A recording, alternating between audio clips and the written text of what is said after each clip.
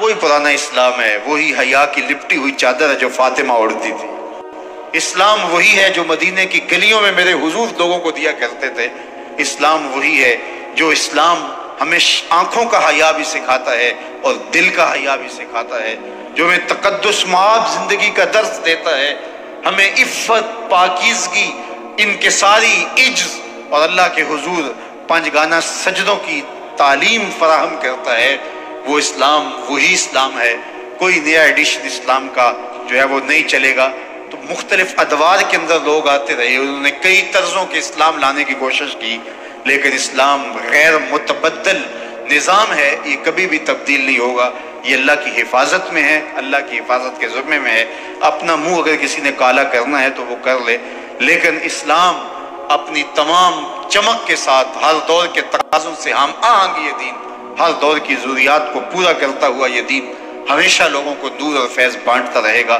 اور اس دین کا ابتدا سے لے کر کے قیامت کے آخری شخص تک ہر شخص کی ضروریات کی کفالت اسلام کرتا ہے اور سارے ادوار کی ضروریات کو یہ پورا کرتا ہے۔ میں نے معراج کے موقع پہ کہا تھا کہ آج سائنس الٹی چھلانگیں بھی لگا لے، وہاں پہنچ نہیں سکتی جہاں محمد عربی کے قدم پہنچ گئے۔ اور یہ تو چاند پہ جا کر کے بھی فخر کر رہے ہیں، میرے محبوب تو چاند کو قدموں میں بلا کر بھی فخر نہیں کر رہے، چونکہ یہ حضور کے لیے فخر نہیں ہے، یہ تو چاند کے لیے فخر ہے۔ مولا علی قاری نے لکھا نا، حضور نے فرمایا کہ لواء الحمد بیدی یوم القیامہ ولا فخر، قیامت کے دن حمد کا جھنڈا میرے ہاتھ میں ہوگا اور میں اس پہ فخر بھی نہیں کرتا۔ مشکات کی روایت اور بھی کتب حدیث میں روایت موجود ہے، میرے ہاتھ میں حمد کا جھنڈا ہوگا قیامت کے دن اور میں فخر نہیں کرتا اس پہ، یہ بات بطور فخر نہیں کہہ رہا۔ پھر فرمایا آدم علیہ السلام سے لے کر حضرت عیسیٰ تک سارے نبی میرے جھنڈے کے سائے تلے ہوں، ولا فخر، اور میں فخر نہیں کرتا۔ تو اس پر فرمایا کہ بات تو فخر کی ہے، فخر کرتے کیوں نہیں؟ ابو البشر انسانیت کا نقطہ آغاز انسانیت کا، حضرت آدم جھنڈے کے سائے تلے کھڑے ہوں، بات فخر کی تو ہے؟ کہا ولا فخر، میں فخر نہیں کرتا۔ جناب یوسف جن کے حسن کی تابشوں سے مصر کے بازار چمکنے لگے، اور جن کے حسن کی چمک کو مصر کی عورتیں گوارا نہ کر سکی، برداشت کی ہمت نہ ہوئی اور وہ اپنے ہاتھ کاٹ بیٹھی، انگلیاں کاٹ بیٹھی۔ وہ جناب یوسف جن کے حسن کا چراغ ایسا روشن ہوا کہ جس کی چمک سے سارے حسن ماند پڑ گئے، وہ جھنڈے کے سائے تلے کھڑا ہو، بات فخر کی ہے کہ نہیں؟ سرے طور خدا سے ہم کلام ہونے والا جناب موسیٰ، ہاتھ میں عصا ہے، سر پہ امامہ ہے، اور فرعون کے دربار میں کھڑا ہو کے اللہ کا نبی اللہ کے دین کی تبلیغ کر رہا ہے۔ کتنی شان ہے، وہ جھنڈے کے سائے تلے کھڑا ہو، بن باپ کے پیدا ہونے والا جناب عیسیٰ، اللہ اکبر، کوڑی کے جسم پہ ہاتھ پھیرے شفا ہو جائے، مردے کو ٹھوکر مارے اٹھ کے باتیں کرنے لگ جائے، نابینا کی آنکھوں پہ انگلیاں رکھے روشنی آ جائے، جھنڈے کے سائے تلے کھڑا ہو، بات فخر کی ہے کہ نہیں؟ ولا فخر، میں نہیں کرتا۔ جلتی ہوئی آگ کے شعلوں میں بھی محفوظ رہنے والا اللہ کا خلیل، بیٹے کی گردن پہ چھری رکھ دینے والا خلیل اللہ، جھنڈے کے سائے تلے کھڑا ہو، بات فخر کی ہے کہ نہیں ہے؟ یار جس کا تخت ہوا میں اڑے اور پوری دنیا پر جس کی حکومت کے ناقوس بج رہے ہوں، جناب سلیمان جھنڈے کے سائے تلے کھڑے ہوں، بات فخر کی ہے کہ نہیں؟ کہا ولا فخر، میں نہیں کرتا۔ تو کہا جب بات فخر کی ہے تو کرتے کیوں نہیں؟ کہا یہ میرے لیے فخر کی بات نہیں ہے، یہ تو ان کے لیے فخر کی بات ہے کہ میرے جھنڈے کا سایہ مل گیا۔ فخر کا دل میں دریچہ باز کرنا چاہیے، فخر کا دل میں دریچہ باز کرنا چاہیے، فخر کا دل میں دریچہ باز کرنا چاہیے۔ جن کا تو آقا ہے ان کو ناز کرنا چاہیے، جن کا تو آقا ہے ان کو ناز کرنا چاہیے۔ کہا ولا فخر، میرے لیے فخر نہیں ہے۔ تو پھر نتیجہ کیا نکلا کہ فخر تو ان کے لیے ہے کہ انہیں میرے جھنڈے کے تلے آنا نصیب ہوا، میرے جھنڈے کے سائے تلے آنا نصیب ہوا۔ لوگ چاند پہ جا کے فخر کر رہے ہیں اور میرے حضور چاند کو بلا کر بھی فخر نہیں کر رہے، اس کے ٹکڑے کر کے بھی فخر نہیں کر رہے، اس لیے کہ چاند کو بلانا فخر نہیں ہے، چاند کا آنا چاند کے لیے فخر ہے کہ مجھے حضور نے بلایا ہے۔ یہ انگلی تو کہیں اور بھی اٹھتی تو وہ بھی قدموں میں آتا، بخت جا کے کہ مجھے بلا لیا، تو یہ بخت تو چاند کے لیے ہے۔ اور آج جو ناز کر رہے ہم چاند پہ پہنچے، تو میاں چاند پہ پہنچ کر لائے کیا ہو وہاں؟ وہ کہتے ہیں وہاں مٹی وہاں لے کر آئے ہیں چاند کی، اور کہا کہ یہ چاند سے ہم لے کر کے آئے ہیں، اور وہ دنیا کو دکھاتے پھرے کہ یہ دیکھو یہ مٹی چاند سے ہم لے کر آئے ہیں۔ میاں چاند پہ گئے تھے تو خاک لے کے آئے، وہاں گئے بھی تھے انسانیت کے لیے کیا لے کر آئے؟ وہاں سے خاک لے کر آئے، زمین پہ پہلے مٹی تھوڑی تھی اور وہی ڈال دیا، چاند سے انسانیت کے لیے کیا لے کر آئے؟ اور میرے محبوب گئے تو امت کی بخشش کا مجدہ جاں فضا لے کر، بندگی کے سجدے لے کر آئے، امت کی بخشش کی ضمانت لے کر کے آئے۔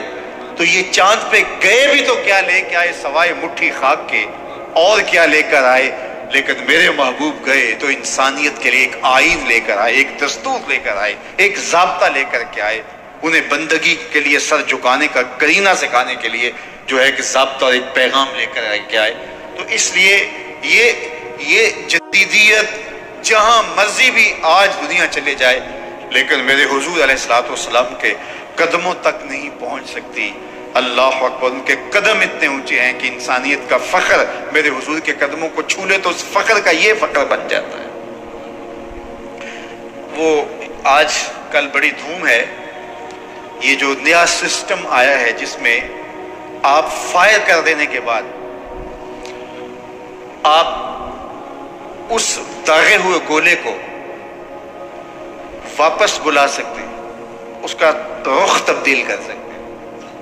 یہ ایسے ماضی میں نہیں ہوتا تھا، لیکن یہ جدید ٹیکنالوجی ہے کہ آپ نے فائر کر دیا ہے، گولہ داغ دیا ہے، اور جو ہدف تھا اس ہدف کو آپ نے نشانہ کیا، نشانہ بنایا۔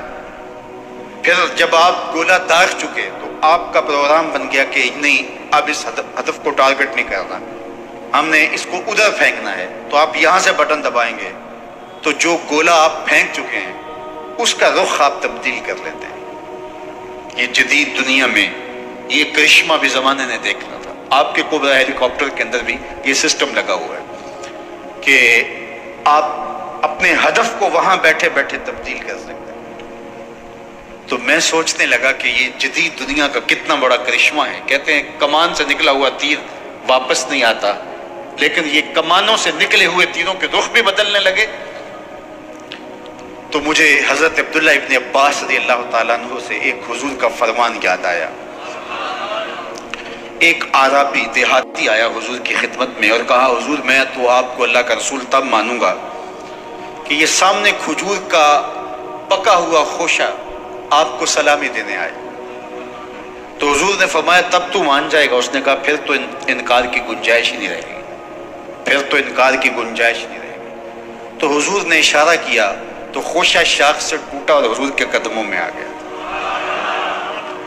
اب وہ جو عربی تھا، دیہاتی تھا، اس نے زور زور سے کلمہ پڑھنا شروع کر دیا۔ اس کا جو مقصود تھا وہ پورا ہو گیا۔ تو اب وہ ٹوٹا ہوا کھجور کا خوشہ قدموں میں پڑا ہے، اس نے کلمہ پڑھ لیا، کام ہو گیا۔ اب حضور اس کو کھجوروں کا خوشہ دے دیتے کہ لے جاؤ اور اپنے خاندان میں بانٹ دو اس خوشی میں کہ تم مسلمان ہو گئے، لیکن حضور نے اسے نہیں دیا۔ چلو صحابہ کو دے دیتے کہ یہ تم اٹھا لو اور جا کے ایک دوسرے کو بانٹو اور بتاؤ کہ یہ معجزے سے ٹوٹی ہوئی کھجوریں ہیں، اور وہ شوق سے کھائیں گے۔ لیکن حضور نے صحابہ کو بھی نہیں دیا۔ حضور جانتے تھے قرب قیامت میں میزائلوں کے رخ موڑے جائیں گے، کمانوں سے نکلے ہوئے تیروں کے ہدف بدلے جائیں گے۔ تو آقا کریم اس خوشے سے مخاطب ہو کے فرمایا تجھے جس کام کے لیے بلایا تھا وہ ہو گیا، اب واپس جا کے شاخ سے جڑ بھی جا۔ تو وہ وہاں سے اٹھا اور واپس جا کے شاخ سے لٹک گیا، دنیا کو بتایا، اور میاں تم تو اب کرنے آئے ہو، محمد عربی صدیوں پہلے کر چکے۔ تو شاخ سے ٹوٹے ہوئے خوشے کو آج بھی سائنس نہیں جوڑ سکتی، لیکن محمد عربی نے اشارے سے جوڑ دیا۔ یہ مشکات میں روایت موجود اور بھی کتب حدیث میں موجود۔ تو بات سنو کہ اسلام تو جدید اور قدیم تمام ادوار کی ضرورتوں کا کفیل ہے اور ہر دور کے فخر کو توڑنے والا ہے۔ تم کس جدیدیت کی بات کرتے ہو؟ تم اپنے لیے سہولتیں تلاش کرتے ہو، جو اوکھا لگا، جو مشکل لگا، اس کو اسلام سے نکال لو۔ اختلاط مرد و زن یہ تمہارے